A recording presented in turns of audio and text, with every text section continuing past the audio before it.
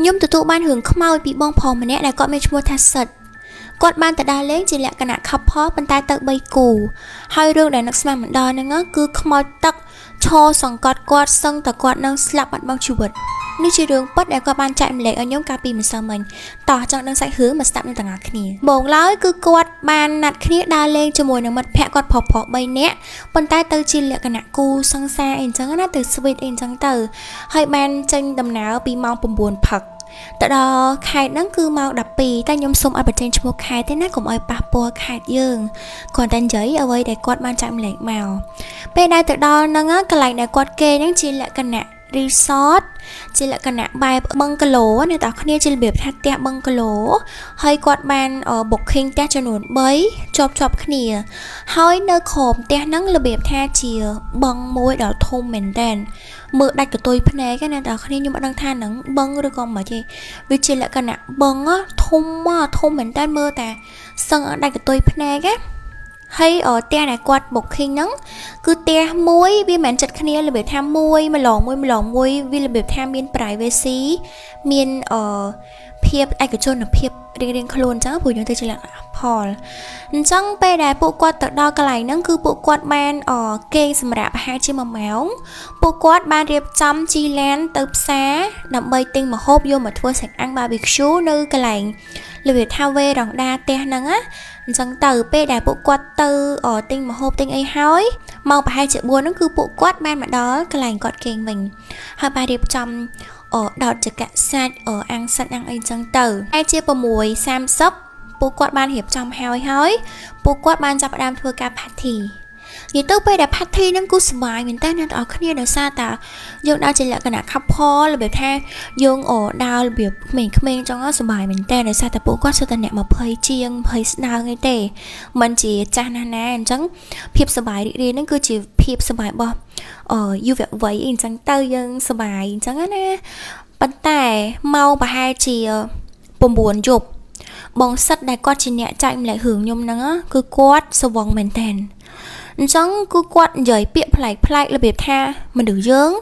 ស្វឹងច្រើននិយាយលេងច្រើនកាន់តែជ្រុលកាន់តែប៉ះពាល់គេមិនគឺគាត់បាននិយាយពាក់ព័ន្ធជាមួយនឹងរឿងខ្មោចពួកគាត់ហ្នឹងបច្ចេកឯអ្នកទាំងគ្នាគឺផ្ទះ3ហ្នឹងគឺផ្ទះបងសិតនៅកណ្ដាលអញ្ចឹង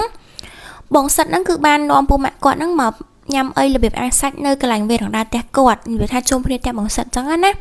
ហើយបងសិតហ្នឹងគាត់របៀបថាគាត់មើលទៅទឹកបឹងហ្នឹងហើយគាត់សួរពូម៉ាក់គាត់របៀបលេងសើចអញ្ចឹងមនុស្សស្វឹងមនុស្សលេងដឹងសតិណាអ្នកនរគ្នារបៀបថាអូននិយាយអីឲ្យតែបាននិយាយអញ្ចឹងណាលឺសួរថាអេពួកឯងហាញគិតអត់ថាបឹងហ្នឹងជំរៅម៉ានហើយធ្លាប់គិតថាមានមនុស្សលងទឹកស្លាប់នៅហ្នឹងអត់គ្រាន់តែលឺប៉ុណ្ណឹងមិត្តភក្តិគាត់ប្រុស2នាក់ទៀតណារបៀបអាសិតហែងឈួតទេហែងមកដើរលេងនៅក្នុងព្រៃធម្មជាតិស្អាតអញ្ចឹងហែងមិនគួរនិយាយពាក្យបែបហ្នឹងទេដោយសារតែនៅក្នុងរបៀបថាផ្ទះគាត់នឹងមានព្រៃជុំវិញអញ្ចឹងវាអាចមានគេប្រកាន់អីអញ្ចឹងណាអ្នកទាំងអស់គ្នាអញ្ចឹងមិត្តភក្តិគាត់នឹងគាត់ថាអូយបានហើយជុំនិយាយឈួតទៅបានហើយឥឡូវឯងរៀងឆ្អែតដែររបៀបថាយើងបាយជួគ្នាអញ្ចឹងទៅហើយបងសិតនឹងគាត់ថាអញសុំទៅអញនិយាយលេងអីអញ្ចឹងណាហើយពួកគាត់ក៏បានបាយជួគ្នាទៅហើយពេលដែលបងសិតហ្នឹងគាត់រៀបចំអីហើយគាត់បានចូលទៅក្នុងបឹងកាឡូហ្នឹងមួយសង្សារស្រីគាត់ហ្នឹងបានចូលមួយទឹកមុនគាត់ដោយសារតាបងសិតហ្នឹងគឺគាត់ស្វឹងមែនតើគាត់រៀងសម្រាប់តិចចឹងណាពេលដែលបងស្រីងូតទឹកហើយអីហើយបងសិតហ្នឹងគាត់ចូលត្រឹមតែលុបមុខឯងដោយសារស្វឹងចឹងយើងខ្ជិលមួយទឹកខ្ជិលអីដែរពេលដែលគាត់លុបមុខហើយចេញមកវិញសង្សារគាត់គេងបាត់ហើយអញ្ចឹងគាត់ក៏ស្មារចិត្តទៅចាក់កលឹះបឹងកាឡូគាត់ហ្នឹងចាក់ឲ្យសុវត្ថិភាពអីចឹងទៅប៉ុន្តែគាត់បិទវាំងណនេះអ្នកគ្នាខ្ញុំប្រាប់មួយទៀតកញ្ចក់ផ្ទះបឹងគីឡូគាត់ហ្នឹង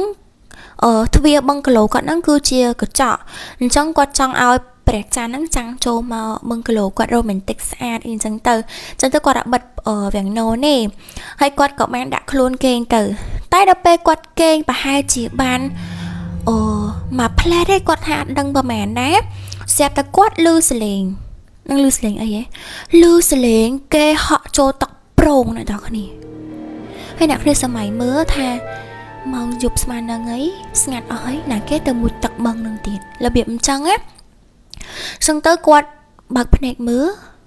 គាត់អត់ឃើញទេអត់ឃើញតែគេលេងហើយគាត់ក៏សម្រេចចេះថាគេងវិញដោយសារតែគិតថាប្រហែលជាមិត្តភក្តិគាត់លេងក្នុងទឹកអីចឹងគាត់គិតអញ្ចឹងណាប៉ុន្តែដល់ពេលមកស្ទុះស្រាប់តែគាត់លឺសលេងរបៀបថាដូចមនុស្សងើបចេញមកពីទឹកហើយដើរទឹកនៅកន្លែងមុខបឹងគីឡូគាត់នឹងហ្មងដោយសារតែបឹងគីឡូហ្នឹងគឺអានេះរបៀបថាឈើអ្នកនរគ្នារបៀបអាស័យលីឈើអញ្ចឹងទៅអញ្ចឹងសូម្បីតែអ្នកណាដើរតែបន្តិចក៏លឺដែរអញ្ចឹងបងសិតគាត់មានអារម្មណ៍ថាគាត់កំពុងគេងតែគាត់មានអារម្មណ៍ថាអ្នកណាគេដើរមកបន្ទប់គាត់តែគាត់គិតថាអូអញចាក់សោចាក់អីហើយបើសិនជាបើកមកដល់ត្រូវមករបៀបខាំមនុស្សស្វឹងកាតែអញ្ចឹងណាគ្រាន់តែពេលហ្នឹងគ្រាន់តែគាត់លឺសលេងគេដើរទឹកដូចគេដើរចូលមកកន្លែងបឹងគីឡូចឹងស្គាល់តែគាត់បើកភ្នែកឡើងណាតែគ្នាដឹងមិនទេជើងឡងធំមែនតើជន់នៅលើទ្រូងគាត់អញ្ចឹងជន់លើទ្រូងគាត់ហើយងើយក្បាលឲ្យមកគាត់អញ្ចឹងហ្មងរបៀបអញ្ចឹងណានិយាយទៅភ័យមែនតើគាត់របៀបថានិយាយអីលេងចាញ់ហ្មងរបៀបអញ្ចឹងណាខ្ញុំសូមកាត់តិចអ្នកទាំងអស់គ្នាខ្ញុំសូមធ្វើការលាងមុខតិចសិនណាដោយសារតែខ្ញុំបានលាបក្លេម៉ាស់របស់បង Felix អញ្ចឹងដោយសារតែខ្ញុំនិយាយហ្នឹងមក11ឯងអញ្ចឹងខ្ញុំចង់ថែស្បែកថែអីឲ្យស្អាតអញ្ចឹងព្រោះថ្ងៃស្អែកថ្ងៃសៅរ៍ខ្ញុំមានដេតដើរលេងមួយ baby ខ្ញុំអញ្ចឹងទៅចង់ឲ្យមុខខ្ញុំ make up ចូលឥឡូវខ្ញុំធ្វើការលាងទឹកចេញសិនចាំយើងមកនិយាយរឿងខ្មោចតមិញទៀតខេអ្នកទាំងអស់គ្នាឥឡូវខ្ញុំធ្វើការលាងមុខចេញហើយ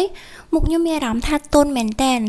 យាយទៅម៉ាស់នេះគឺល្អខ្លាំងខ្ញុំ recommend ឲ្យអ្នកទាំងអស់គ្នាប្រើមែនតើអ្នកដែលគាត់មានមុខមុនរបៀបថាមុខមុនខ្សាច់ច្រើនមុខលាប skin care ងាយចូលអីខ្ញុំ recommend ជាមួយនឹង Felix Clear Mask ហ្នឹងមែនតើចឹងមកអ្នកទាំងអស់គ្នាចង់បានអាចតាក់ទងទៅខាងបង Felix Clear Mask ណាអូខេឥឡូវយើងចូលដល់សាច់រឿងយើងតអញ្ចឹងមិញហ្នឹងពេលដែលបងសិនគាត់គេងគាត់បើកភ្នែកឡើងមកគាត់ឃើញជើងដ៏ធំពីរជាន់នៅលើធុងគាត់អញ្ចឹងគ្រាន់តែពេលហ្នឹងណាតើគ្នាគាត់ភ័យគាត់គៀងហើយមិនត្រឹមតែប៉ុណ្្នឹងគឺគាត់ស្រែកលឺទៀតគាត់ស្រែកហៅសង្សារគាត់នឹងថាអូនស្រែកលឺស្រែកទៅរបៀបថាដូចមានគេហ្នឹងបិទសលេងទាំងហើមយ៉ាងអញ្ចឹងនិយាយទៅយើងស្រែកហៅលឺហ្មងអញ្ចឹងទៅពេលហ្នឹងបងសិតគាត់ព្យាយាមរើបំរាស់មែនតើប៉ុន្តែគាត់សឹងតែដាច់ខ្យល់អ្នកទាំងគ្នាដោយសារតែជើងមនុស្សប្រុសធ្ងន់មែនតើអ្នកទាំងគ្នាហើយមុខមនុស្សប្រុសហ្នឹងគឺមើលឃើញដោយសារតែពេលហ្នឹងរបៀបលឹងងឹតពលឺចូលមករបៀបចាំងអញ្ចឹងជាប្រភេទសមោអ្នកទាំងគ្នាប៉ុន្តែសកត់ធ្ងន់មែនតើហើយពេលដែលបងសិតគាត់គិតថាប្រហែលជាជីវិតគាត់អស់តែហ្នឹងគាត់បាននឹកឃើញទៅដល់រឿងអតីតកាលគាត់នៅពីទូរបៀបថាអនុស្សាវរីយ៍យើងរៀនទី1ដល់ទី12ទី12ដល់ចប់បញ្ញាបត្រអីអញ្ចឹងណានិយាយទៅមនុស្សយើងពេលដែលចិត្តស្លាប់ណាតើគ្នាគឺសម័យអតីតកាលដែលខ្លួនបានរស់នៅខ្លួនបានចំណាយអនុស្សាវរីយ៍ល្អមួយទៀតគឺគាត់គិតពីម្ដាយគាត់ដែលបានចិញ្ចឹមបីបាច់គាត់តាំងពីបាត់ជើងក្រហមរហូតដល់គាត់ប៉ុណ្ណឹងណាតើគ្នាហើយស្រាប់តែពេលហ្នឹងលេងគាត់សម័យឃើញម្ដាយគាត់នៅខាងចុងជើងគាត់ហ្នឹងហៅសិតជូនម៉ាក់ទៅសារទីកូនហើយពេលហ្នឹងមកសិតថាម៉ាក់ដោយសារតែមនុស្សយើងលងទៅក្នុងអតីតកាលណាគ្រាន់តែម៉ាក់គាត់ចាប់ដៃគាត់ខាងឆ្វេងពឹបលេងខ្មោចហ្នឹងប្រឡែងជើងមកអ្នកនរគ្នាដូចគេហៅថា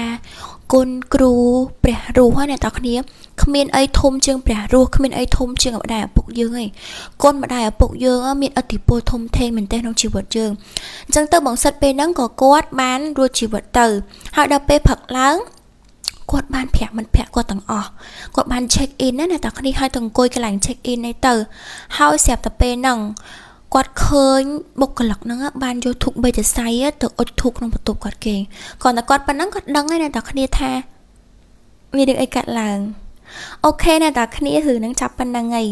បើសិនជាអ្នកនរគ្នាចូលចិត្តវីដេអូខ្ញុំសម្រាប់ចឹងក៏ចុចបេះដូង follow TikTok ខ្ញុំនិង follow IG ខ្ញុំផងណាហើយជាពិសេសកុំភ្លេចប្រើប្រាស់ជាមួយនឹង Felix Clear Mask អ្នកនរគ្នាកុំភ្លេចចុច like វីដេអូខ្ញុំឲ្យច្រើនបាយបាយអ្នកនរគ្នា